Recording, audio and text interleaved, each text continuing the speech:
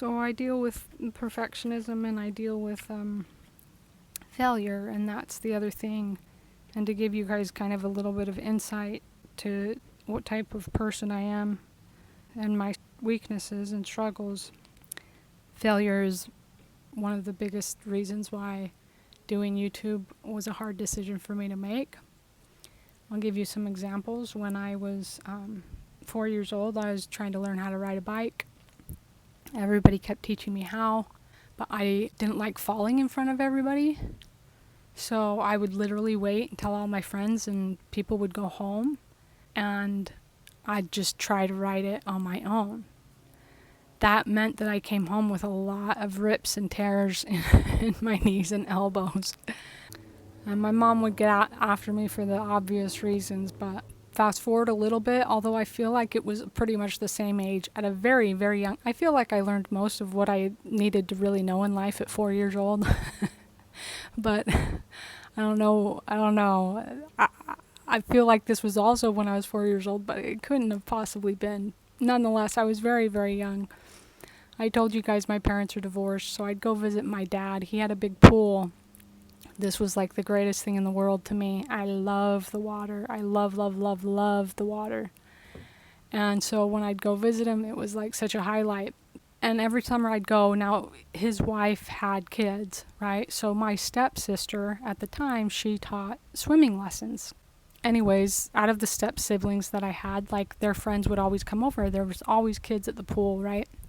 And I'd just sit outside the pool, but in the backyard, and I'd watch everybody have such a good time and throw around balls and just be yelling and screaming and going off the diving board. And I'd want to be a part of that so bad. And my stepmom would try to get me to allow my stepsister to give me lessons. She kept trying to prod me.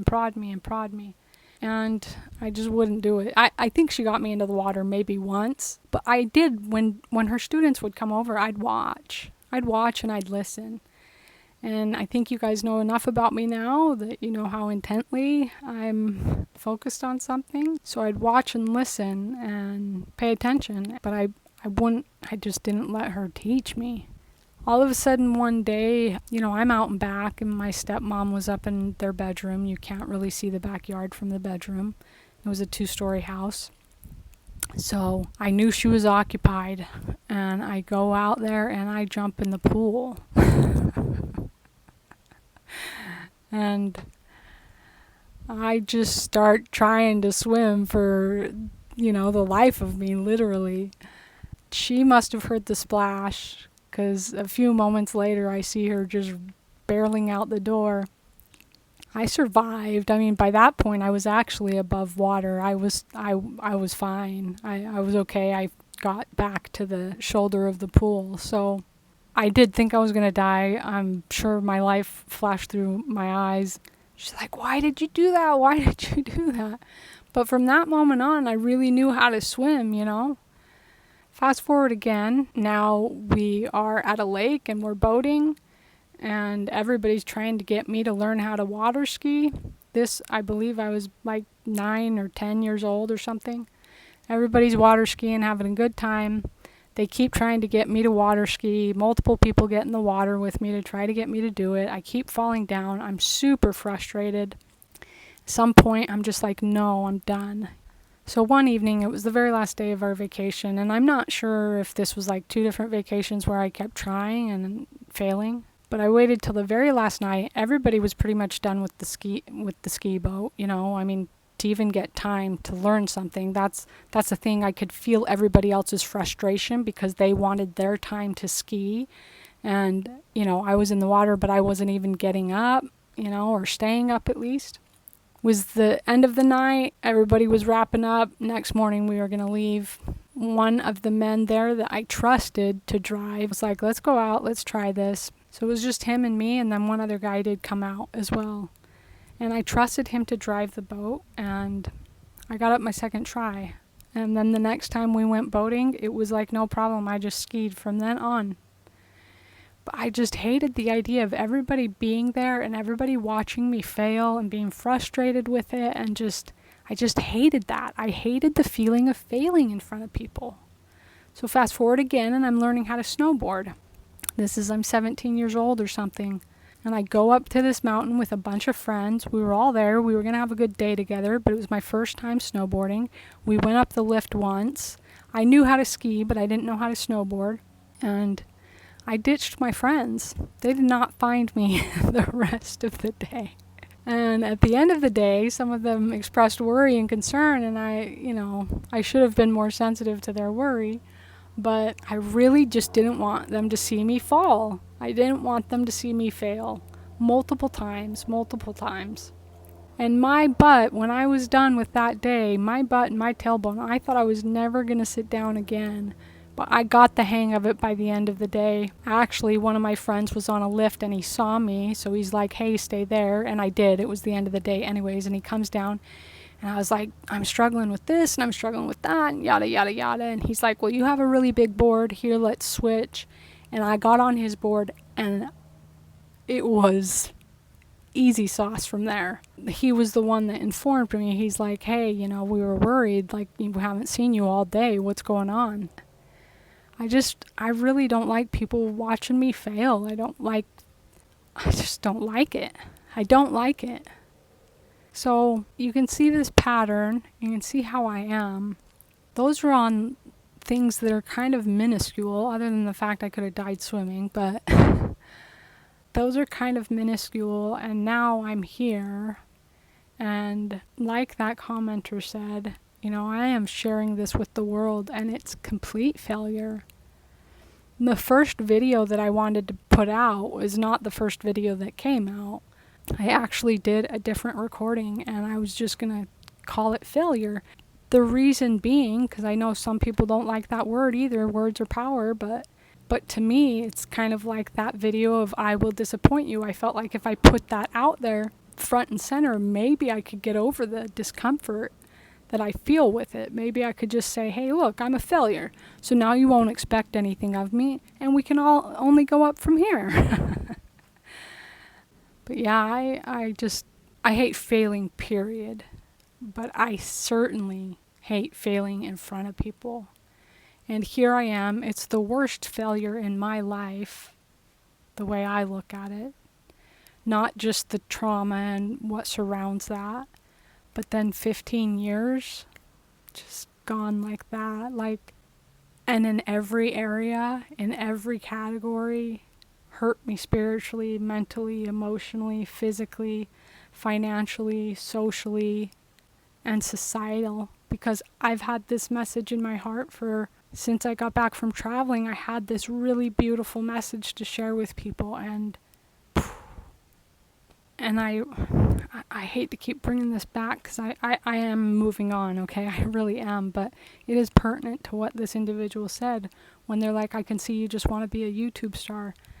In reality, and they said, aren't you embarrassed to do these videos? Yes, clearly I am. This is the worst failure of my life, and I'm a failure in every area. And they also said, why would anybody listen to you? Like, you're putting out financial videos. Why would anybody listen to you, I know. However, specific things I've said on finances, I actually can be an expert in those particular things, but I don't disagree. And this is not what I want to put out to the world. This is actually the worst thing. This is like so against my personality. But that failure in every area, and then on top of the societal failure, and why would I say that I failed even in the area of society, is because, like this commenter said, you just want to be a YouTube star. No. When I got home from traveling, this is back in the day, in the sense that we didn't have all this social media. So when I went traveling, a lot of people were like, a lot of friends and people that were around me were like, hey, I want to be updated and stuff. But there were too many people. I couldn't just send emails back and forth personally. So I was like, okay, well, I'll just do a newsletter and then I'll send it out to all of you. And then in my head, I was thinking anybody who then takes the time to reply back to me via a personal email, I'll try to reply back to them as I travel. But I couldn't make any promises because I had no idea how often I would have internet and all that kind of stuff. So I had this newsletter, and as I traveled, more and more people wanted to be a part of that newsletter. And when I got back to the United States and I was wrapping up my travels, I just met so many people that were sending me emails, and they were saying how much my travels had actually changed their lives. That was like a big deal to me. It was a big deal to them, the way they expressed it. And so I never had this idea, I'm going to travel and then write a book. Like, I didn't do anything on my travels to write a book. That was never in my wheelhouse. As a matter of fact, my mother is extremely intelligent. She has the biggest library ever. She reads books like nobody's business. I wish she would have relayed that to me as a child, but she never read to me, and I'm not a great book reader. I'm not. I'm a concept thinker, but I do better with people's lectures because they keep the speed and I can just, assimilate what they're saying. But when I have to read words and keep the speed myself, you can tell if you listen to my Sunday videos, I'm only on chapter 3 of Genesis. It took me a whole month to get through 3 chapters. So I'm not a great book reader. So why would I want to write a book, But it really was touching people, and some of those people were coming back and forth with me, and they gave me the message that it was really impacting them and changing their lives. And then people I was meeting in real life and sharing some of the stuff I had learned when I was traveling, especially people who weren't even religious and don't have my same standards per se that they live by. Like, meeting me and talking with me, we would have these conversations. At the end, we just had like this connection, and I was like, maybe I should write a book. Maybe I should, because maybe it could help people. That's what I really wanted to do. And that's when I told you guys. So I met somebody who just wrote his first book and self-published. The guy now is a multi-millionaire. He was the one that suggested, hey, check out this YouTube thing. But YouTube was this was like 2008, YouTube was so young, and I didn't even, and then I was confronted with the choice to go this direction, which that choice led to my trauma, or go the direction of what I decided that I wanted to do with my life, which was write the book and start a business and different things. So when somebody says, oh, you just wanted to be a big YouTube star, and I just mentioned this guy who self-published his own book and he's a multimillionaire, I don't care that he's a multimillionaire. I don't care about a big YouTube star being this money and this success and this adoration and what it suddenly makes me look like to people. But what I do care, and how I feel like I failed society,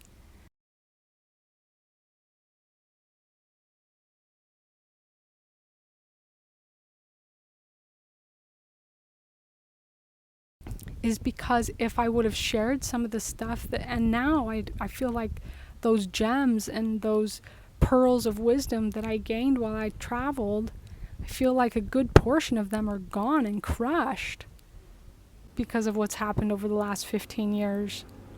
So no, I don't want to just be some YouTube star in the sense of just being a star. That's not the point at all. It's not the money, it's not any of that. It's the influence that I could have had. And that's where I feel like I failed society, because I feel like I was given like all these pearls of wisdom which could have helped people. The amount of people that I could have helped, the amount of influence that those ideas could have had. If I'm helping any of you now, and I've had a few people say, hey, I had one guy in particular just write me an email and he's like, you helped me so much when I was having a very hard time in my life.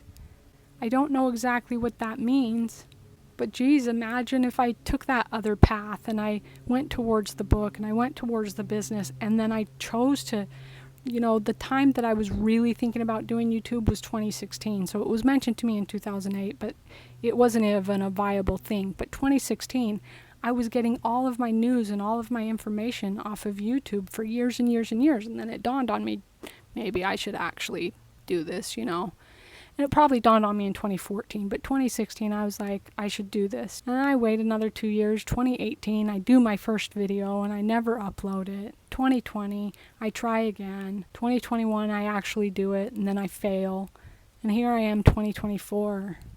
And I don't know if I even have anything left to really bless or help society with. And now, I mean, I don't know if you guys have seen this, but there's tons of videos on here now about how many YouTubers are quitting. One of the reasons I didn't do it in 2018 specifically is because a lot of people were getting canceled, and I was like, wow, to put myself out there and, you know, do all this stuff and then just have it go to naught, I didn't want to do that. And then 2 years passed, and these people that were canceled were uncanceled, and, you know, there's this fluctuation. So 2020 I was going to do it, and then I didn't because I chose again to help somebody and follow their path instead of mine. And oh my gosh.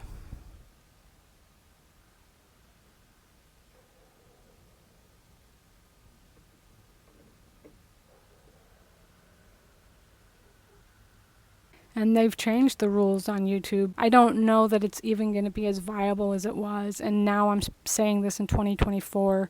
If it's going downhill now, think of where it's going to be. Maybe I've totally missed the boat. I don't know. I don't know. I don't know that my message has that much value anymore. I don't know. But it's still the only thing I can think of to get myself out of bed every day. That's just it. That's just it. That's all I have. That's all I have. And my hope is that it would help somebody else. That's my purpose, and hopefully that's their value. But these ideas of perfectionism and failure and disappointment, they can crush you, you know. They can crush you.